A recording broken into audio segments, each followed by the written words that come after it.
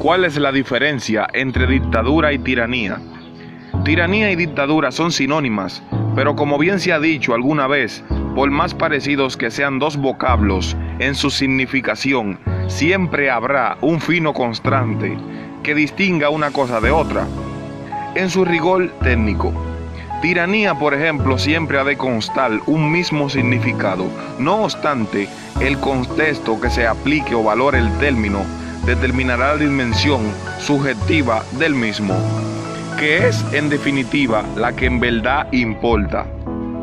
De esta suerte que yo pueda decir que si bien hoy tiranía, más allá de su acepción inmediata, connota con cuestiones completamente negativas, muchos tiempos atrás, en la misma Grecia en que se originó la palabra, por más difuso que sea su origen etimológico, implicó plenas valoraciones positivas. Más claro, en la misma Grecia el tirano era bien visto.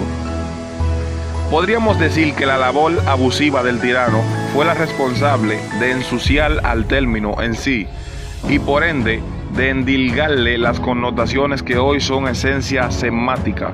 Aristóteles llegó a señalar: el tirano sale del pueblo y de la masa contra los notables para que el pueblo no sufra ninguna injusticia por parte de aquellos. Se ve muy claro por los hechos, casi la mayoría de los tiranos, por así decir, han surgido de demagogos que se han ganado la confianza, calumniando a los notables.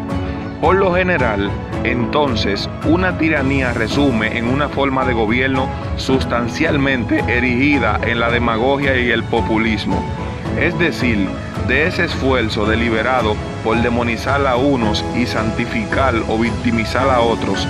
Es de especial relevancia considerar que una tiranía, la más de las veces, cuenta con el apoyo de la masa popular e incluso esta misma la institucionaliza mediante el voto y demás concesiones por el estilo.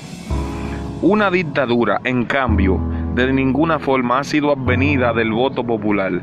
No obstante, en la medida en que el dictador se mantenga en el poder, incluso en base a concesiones democráticas, gracias a referéndums, Belvigracia, Pinochet fue presidente durante 17 años, notamos la conversión del dictador en tirano.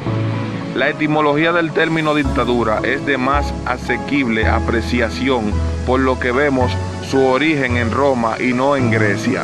Se trataría de un gobierno extraordinario instituido por el derecho romano, conferido por los representantes del pueblo que no por el voto del mismo, a una persona en particular.